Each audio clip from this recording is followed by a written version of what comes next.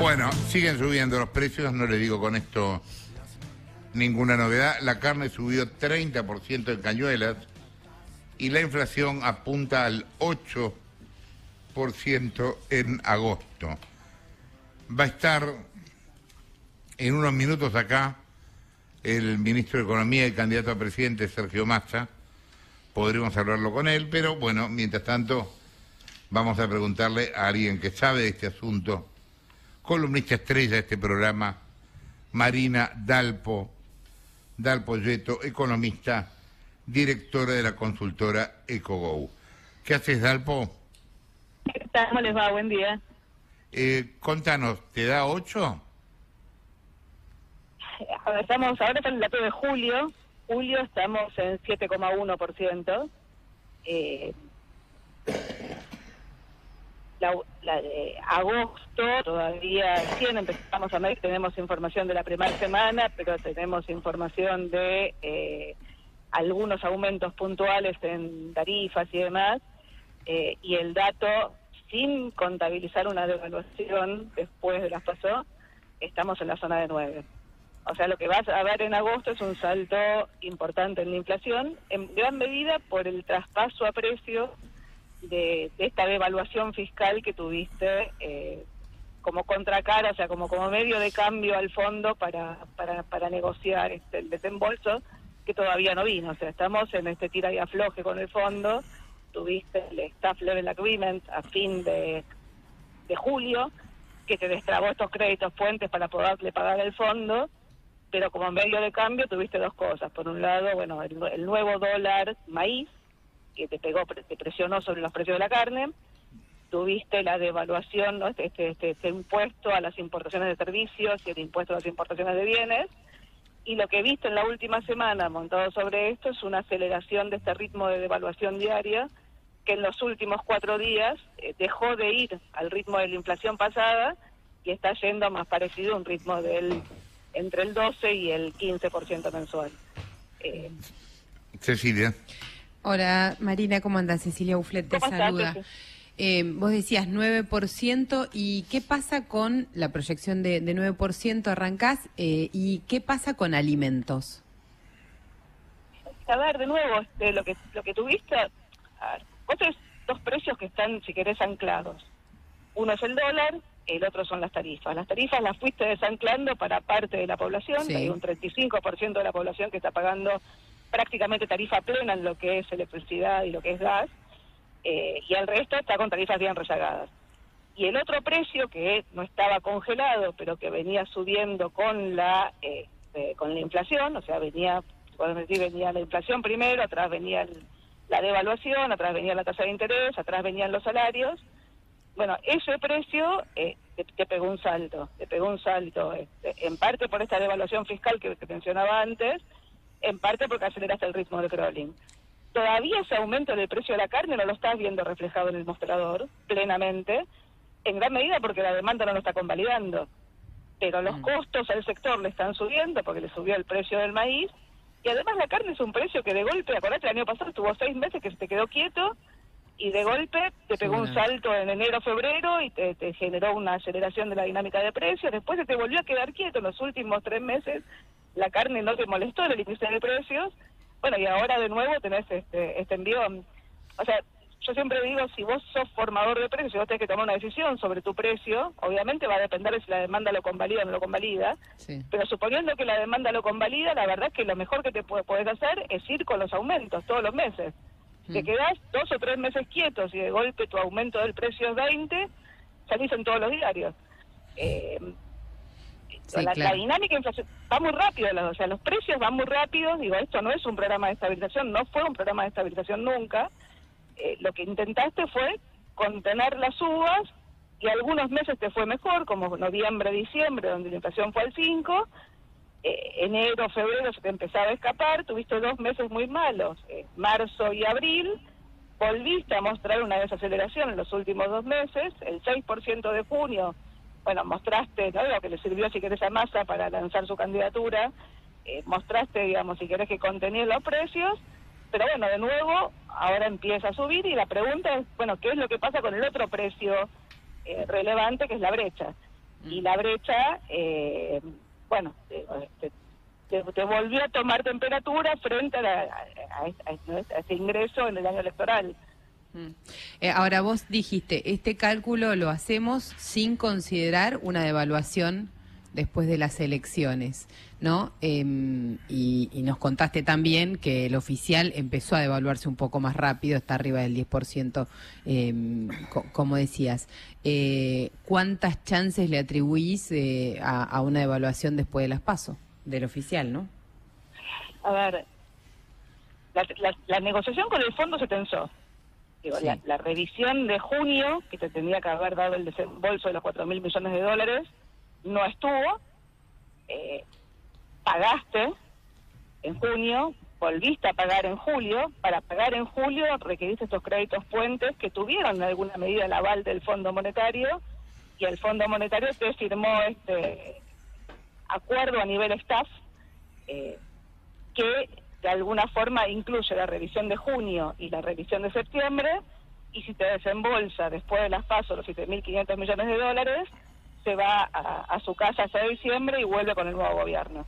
Ahora, la pregunta es, ¿qué es lo que te está exigiendo el fondo para desembolsarte los 7.500 millones de dólares? Eso no está escrito en ningún lado, o sea, el acuerdo es un acuerdo, es un texto, digo, bastante light, sí, trasciende que el fondo está exigiendo una devaluación. O sea, el fondo lo que quiere es que dejes de vender dólares baratos. El desvío en la meta de reservas fue extraordinariamente grosero, o sea, se te fue acelerando. O sea, la Argentina tuvo este año una sequía que le provocó una pérdida de 20.000 millones de las reservas, y el desvío en la meta de reservas era casi 17.000 millones de dólares antes de que se firme este acuerdo. Entonces, en el acuerdo ellos modifican la meta de reservas, igual tenés que acumular reservas. La pregunta es cómo hacer para acumular reservas. Bueno, o encareces el tipo de cambio, eso implica devaluar, o pones más restricciones cuantitativas. Bueno, claramente, digo, Massa es candidato, Massa va a medir su candidatura en las PASO, ahí vas a conocer las preferencias electorales, hasta ahora nos manejamos con encuestas. La sensación que uno tiene es que si Massa se siente competitivo va a intentar seguir de largo. Ahora, los 7.500 millones frente a la escasez de dólares que tiene el Banco Central los requiere. Entonces, eso, yo lo que digo es, había un juego de gallinas, ¿no? Un choque de trenes, ¿no? Y venían, digamos, por la misma ruta, digamos, por las mismas vías, ¿no? Digamos, rumbo a la colisión. Massa mueve porque convalida esa devaluación fiscal, convalida, sí, ¿no? Digamos, esos cambios que anunció justo una semana antes del acuerdo, digamos, del Staff Level Agreement. Y el fondo también mueve porque de alguna forma te ayuda a conseguir ese crédito puente, y de alguna forma te dio este acuerdo y te dice que van a estar los dólares después de las PASO. Ahora, ¿por qué los dólares después de las PASO? Es simplemente una cuestión de que se iban de vacaciones, sí, y que no llegaban a la reunión del directorio para desembolsarte, o que hay estas prior actions que incluyen algo en lo cambiario. Bueno, mi sensación es que, digamos, el rumbo de colisión no cambió, simplemente ambos se corrieron para atrás, pero bueno, digo, la pregunta es cómo se mueve Massa dependiendo del resultado que tengan las elecciones. Y eso lo conoceremos el próximo sábado. O sea, el largo plazo en Argentina es el próximo domingo, ¿no? Digamos, el 13 de agosto, digamos. Gonzalo. ¿Qué haces, Dalpo? ¿Cómo estás, Gonzalo? Te saluda. ¿Cómo estás, Gonzalo? Bien, todo bien. Mi pregunta es si es posible, para alguien que se pierde en toda la marea de la macroeconomía, si es posible puntear para vos, ¿qué medidas tomó Massa en un año que se cumplió la semana pasada contra la inflación? O sea, ¿cuáles son las cosas que hizo el gobierno en el último año para bajar la inflación?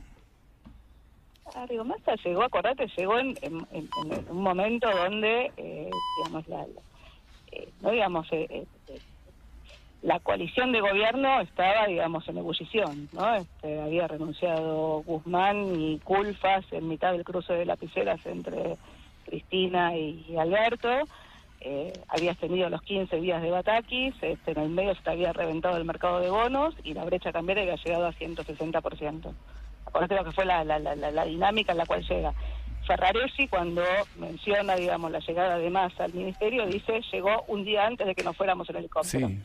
Entonces, Massa lo que hizo fue, le dio un ordenamiento político a una coalición de gobierno que se estaban matando, literalmente. Y de alguna forma ordenó la política.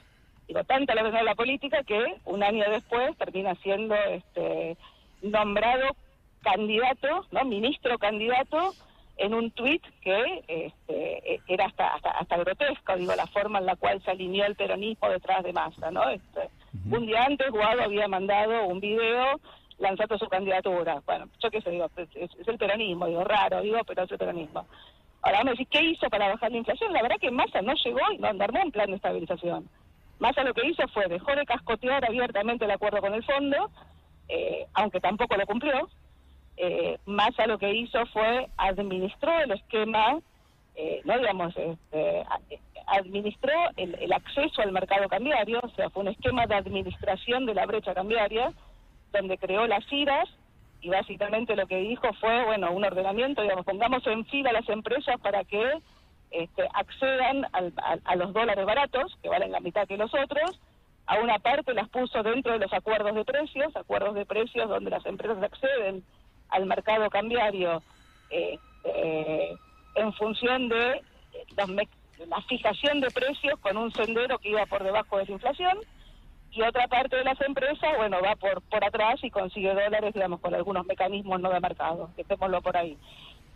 Después lo que hizo fue, en el marco del acuerdo con el fondo, empezó a sincerar parte de las tarifas, por lo cual el aumento en las tarifas, si querés, la aceleración del crawling y el aumento en la tasa de interés, que coordinó una tasa de inflación, no desbordada porque la brecha se estabiliza en la zona del 100%, de nuevo venía del 160%, pero básicamente fue un esquema de administración que le fue bien cuando la suerte lo acompañó y le fue mal cuando la suerte lo dejó de acompañar. O sea, la sequía y el aumento del precio de la carne te disparaban la inflación de marzo, y cuando se disparó la inflación de marzo se te disparó la brecha, y ahí la escasez de dólares, que son los dólares que tenés para darle a los importadores para que puedan importar, que era la contracara de los acuerdos de precios, empiezan a menguar porque tenías que usar dólares para intervenir en la brecha para que usted escape. Es sábana recontracorta, y si querés lo que tenés es Massa negocia, o sea, negocia con todos en simultáneo, negocia con el establishment empresario sindical,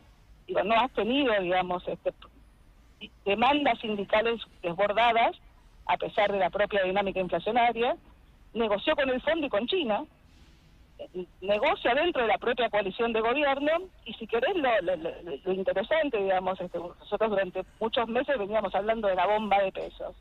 No digo, 3 comunicadores Juntos por el Cambio hablando de la bomba de pesos.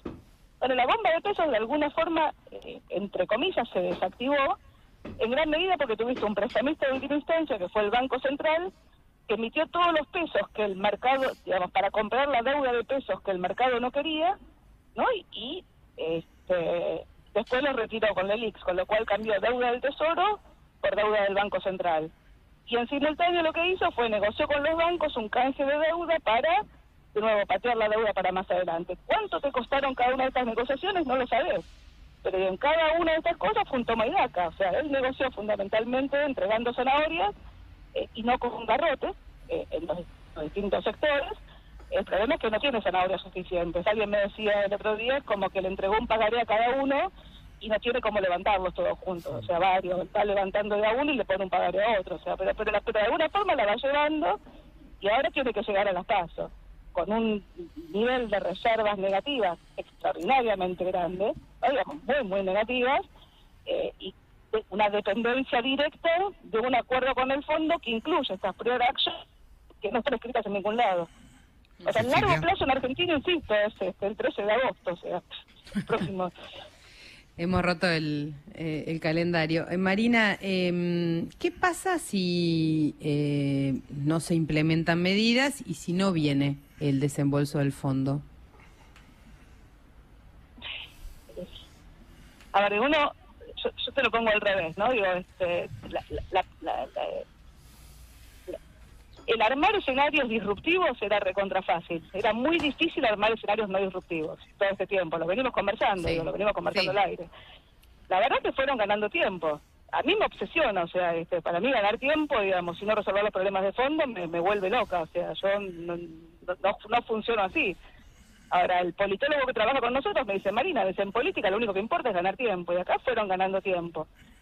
Mi sensación, y siempre fue la misma lectura, es el fondo no tiene incentivos en que el país entre en atrasos, y el fondo no tiene incentivos en ser el culpable de la caída de Argentina. Con la cual, de alguna forma, la fue llevando. Lo que pasa es que el desvío en las metas era tan grosero que de alguna forma el fondo dijo, pará, digo, no me sigas caminando, digamos. Y entonces le agudizó la escasez en estos meses al gobierno, digamos, al no darle el desembolso en junio y no dárselo en julio y patearlo para después de agosto. Bueno, los estás, si querés, obligando a pagar parte de los costos, digamos, de un futuro ajuste que en algún momento la economía va a tener que hacer. A mí me resulta poco creíble que no esté el desembolso del fondo, o sea, no me voy a montar sobre un escenario disruptivo. Es cierto, sí hay una cosa que es interesante, comparado contra el 2019, por ejemplo, en el 2019 las PASO fueron un evento, ¿no? Digamos, el día después de las PASO, el dólar pasó de 40 a 60, los precios de las acciones y los bonos cayeron a la mitad, y fue un hecatombe. Yo lo que digo, hoy hay diferencias respecto a ese momento, no digo, la primera diferencia es la expectativa del mercado. En ese momento la expectativa del mercado era que venían los malos. Tenía un esquema de represión financiera con la, no digamos, con la cuenta capital abierta, la lectura la corramos, ¿no? Y la corramos contra el Banco Central. Hoy la lectura del mercado es que vienen los buenos, o sea, la lectura del mercado es que viene un cambio, y en ese contexto lo que estás viendo es una recuperación de los precios de los activos. ¿Por qué digo esto? Digo, la cuenta capital abierta en 2019, digamos, si querés, frente a la expectativa de que venían los malos, digo, te generó esta toma de ganancias que te terminó volteando. Hoy tenés una cuenta capital muy cerrada, un cepo cada vez más sofisticado, que va dando los agujeros en la medida que se van abriendo, que cambian las expectativas. Digo, si querés te ayuda, si querés a estabilizar, que es lo que estás viendo en esta transición que no termina nunca de implosionar, ¿no? Esta sensación. Entonces, en diciembre escribimos un informe que se llamaba Pronosticando el Apocalipsis que no llega, porque la sensación es que siempre estás al borde del abismo y nunca le terminas de caer. La otra gran diferencia es que en ese momento los bonos valían 80, 90 valían. Hoy los bonos valen arriba de 30, unos valen cerca de 40, vienen de 20. O sea, todavía los precios de los activos en Argentina están bajos, obviamente dependiendo de hacia dónde vaya el país, pueden estar caros o baratos, pero la lectura del mercado es que están bajos. Y tenés, si querés, no digamos,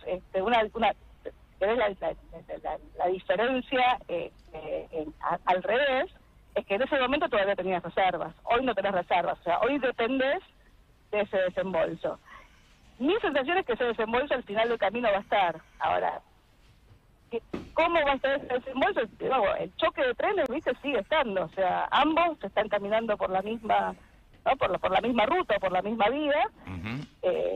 La sensación que uno tiene es que si Massa se siente competitivo en el resultado de las PASO, va a intentar evitar un salto cambiario discreto. A lo mejor lo que está negociando a cambio es esta aceleración del crawling peg y que el fondo tome esa aceleración más la devaluación fiscal y con eso le alcance para el desembolso, o no, pero de nuevo, digamos, hay que ver el resultado el domingo y ver en todo caso, digamos, cómo se maneja el gobierno, digamos, en esta negociación con el propio Fondo Monetario. A mí me resulta poco intuitivo que el fondo te deje entrar en atrasos a tan poco tiempo, digamos, del cambio de gobierno. Las elecciones. Dalpo, ¿cómo te va? Rolo, te saluda.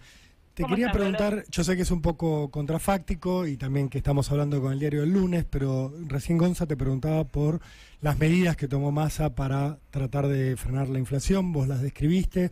Lo que yo te quería preguntar es, ¿tenía otro camino, tenía otra posibilidad tomar otro tipo de decisiones Massa y hubiera obtenido un resultado mejor? Porque claramente, digo, prometió inflación de 3% en abril y estuvo muy lejos de lograrlo. ¿Tenía un camino claro que le permitiera también seguir con chances electorales y también evitar que explote esta bomba de la cual vos nos venías hablando?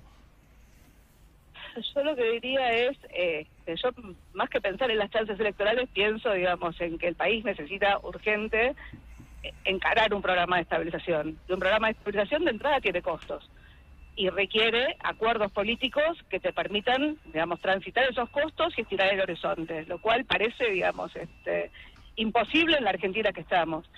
Massa, cuando llega en agosto del año pasado, o sea, justo hace un año atrás, tenía, si querés, caudal político dentro del gobierno, dentro de la coalición de gobierno, algún acuerdo con la oposición que te permita, si querés, extender el horizonte. Mi sensación es que eso le hubiera permitido una escasez de dólares menor que la que estás teniendo ahora, porque hubiera podido empezar a recapitalizar el balance del Banco Central. Eso incluye un cambio en los precios relativos, eso incluye un salto discreto del tipo de cambio. En ese momento el gobierno no quiso convalidar ese salto del tipo de cambio y prefirió administrar, digamos, la brecha, el acceso al dólar barato de la forma que lo hizo, y seguimos un año entero más. Si a lo mejor no hubiera tenido la sequía, a lo mejor lo hubiera ido mejor en términos electorales, pero no, yo no quiero hablar en términos, quiero hablar en términos país. O sea, en algún momento alguien va a tener que empezar. El punto es que solamente empezás cuando estás al borde del precipicio, cuando estás cayendo. O sea, al borde del precipicio siempre intentás, digamos, extender un poquito más, ¿viste? El horizonte. Yo creo que sí hubiera tenido margen. Después la lectura de por qué no lo hizo, si por qué no lo dejaron. Mi sensación es que la frase Massa y no me dejaron juntas, no van, ¿no? Digamos, Massa negocia y va hasta el final, o sea, negoció su candidatura de la forma, negocia con el fondo de esta forma, o sea, negocia muy fuerte, pero bueno, digo, ya está, estamos un año después, ahora, digamos, ¿qué hubiera pasado si? Digo, no lo sabemos. Marina, y hasta acá vinimos hablando mucho de qué pasaba con la inflación, si se aceleraba, si pasaba la barrera del 100, la pasó claramente, si iba a una zona del 150, en qué termina eso. Vamos a empezar a hablar más de la recesión a partir de ahora, después de ver la actividad de los últimos meses. ¿Qué números tenés vos y cómo crees que se va a desenvolver la actividad en lo que queda del año? Sí, a ver, digo, la inflación se prevé 51% de inflación acumulada en un semestre, con lo cual si la inflación va al 7% mensual hasta fin de año, la inflación está cerca de 130. Y si la inflación va al 8% mensual lineal, está cerca de 150. O sea, ya estás lanzado, tenés medio año adentro y es difícil pensar que la inflación baje. O sea, la pregunta es cuánto más se puede mantener estable o puede subir un escalón, dependiendo de nuevo, si la devaluación es fiscal o es de verdad, dependiendo, digamos, de cómo se maneje esa dinámica de precios hacia adelante. En lo que tiene que ver con la actividad, la verdad que el hecho de que haya forzado el balance del Banco Central como lo forzó, el sector privado percibe que recibió menos dólares de los que hubiera querido. Lo que pasa es que cuando un dólar vale la mitad que el otro, la demanda de ese dólar es infinita. Claro. Entonces, digo, tenés que ponerse así. Digo, la forma de manejar la escasez de un bien es subiéndole el precio. Ahora, si vos no querés subirle el precio, tenés que decidir a quién se los das y a quién no se los das, y acá lo que hubo fue un esquema de administración de comercio rígido desde el punto de vista de las empresas, recontra laxo desde el punto de vista del fondo, porque entregaste dólares que no eran propios. El haber entregado esos dólares hizo que tu nivel de actividad se sostenga bastante más arriba de lo que uno hubiera imaginado, dada la escasez que estaba viendo. O sea, te gastaste los que no tenés, es como que seguiste consumiendo con la tarjeta de crédito. Mantuviste el nivel de vida. Claro, pediste tarjetas prestadas, ¿no? Digo, y seguiste consumiendo. Ahora, el nivel de actividad, digamos, el último dato de actividad del 5,5% de caída, en realidad cuando vos le sacás la sequía, o sea, la sequía pega con fuerza en la actividad del segundo trimestre, cuando le sacás la sequía, el nivel de actividad está casi empatado con el año pasado, está un poquitito arriba del año pasado, o sea, todavía no has visto una recesión. El nivel de actividad está alto, sobre todo en los sectores que tienen que ver con consumo de servicios y demás. Hay sigue habiendo más un problema de oferta en la economía que un problema de demanda. Ahora, el problema de nuevo es cómo transitas con la escasez que te va a coordinar el fondo hasta fin de año. No es que te va a coordinar el fondo, es que no tenés dólares. Te la coordina el fondo si no te desembolsa. Entonces, la sensación que da es que va a seguir un escenario de más inflación y menos crecimiento en lo que te falta del año. O sea, de cuánto más inflación y cuánto menos crecimiento, bueno, va a depender de cómo, digamos, de qué es lo que haya en esas prior actions y cuál sea la negociación ex post. O sea, el gobierno va a intentar mantener el nivel de actividad lo más alto posible y la inflación lo más baja posible, aun cuando eso implique aumentar los costos para lo que viene. Y del otro lado, quien tenga más chances de llegar, va a intentar que los costos del ajuste los termine pagando la gestión actual. Y como siempre, vamos a ver este tira y afloje donde, de nuevo, el largo plazo, insisto, es el domingo que viene. Y en el largo plazo de los que te están escuchando, ¿vos le recomendás todos los días a un empresario distinto qué es lo que tiene que hacer? El que te está escuchando, ¿qué hace? ¿Cómo se protege de ese escenario que viene para adelante? No, es que el problema que tenés es que la pregunta sobre la cobertura no tiene una respuesta única, lineal. Claro. Porque depende fundamentalmente del programa que venga. De nuevo, si el programa que viene es un programa de desdoblamiento, como algunos candidatos ponen sobre la mesa, digo, entonces la cobertura con dólar las coberturas con dólar oficial no te cubren. De hecho, la cobertura con el dólar oficial no te cubrió con el desdoblamiento fiscal que hiciste. El que compró cobertura y trasladó la cobertura a precios, Claro. cuando le pusieron un impuesto, la cobertura no funcionó. Es cierto que no hay margen para sacar los controles de capitales el primer día, con lo cual vos no deberías ir una brecha cero el primer día, como fue en 2016, pero sí es cierto que si el que viene arma un programa de estabilización, la brecha debería comprimir. Entonces, dejar dólar tampoco es lo que te protege. De hecho, esa es la principal razón por la cual, digo, la brecha sigue estando en 110, o sea, el dólar financiero está todo lo que es en la tapa de los diarios, y la brecha está entre 100 y 110%. Eso es ridículamente alto en términos de funcionamiento del país. O sea, el esquema es perverso, pero insisto, los controles de capitales más la expectativa de cambio favorable en un contexto donde se desactivó el problema de la bomba de pesos, bueno, digo, es más estable de lo que uno hubiera imaginado. Ahora vos me decís, si el fondo no te desembolsa y yo qué sé, no sé. O sea, la verdad es que... Juego. Y la verdad es que no tenés, o sea, tenés muy pocos dólares, o sea, no tenés dólares para financiar una transición como la que tuviste en 2015, en 2019, como la que tuviste en 2019, o sea, se perdieron 23.000 millones de dólares de reserva después de las PASO y de las reservas brutas, y creo que son 12.000 o 13.000 de las reservas netas. O sea, eso no lo tenés. Dalpo, ¿te venís un día al piso a deprimirnos más? Fuerte. Sí, ya arreglé con Margarita, creo que voy el lunes siguiente a las PASO, así que ahí bueno, listo. Gran Buenísimo. día. Gran día, perfecto. Buenísimo, un gran día para deprimirnos del todo. Total. Un beso grande. Un Chao. beso grande. Adiós. Marina Dalpolletto, señores, economista, directora de la consultora EcoGo.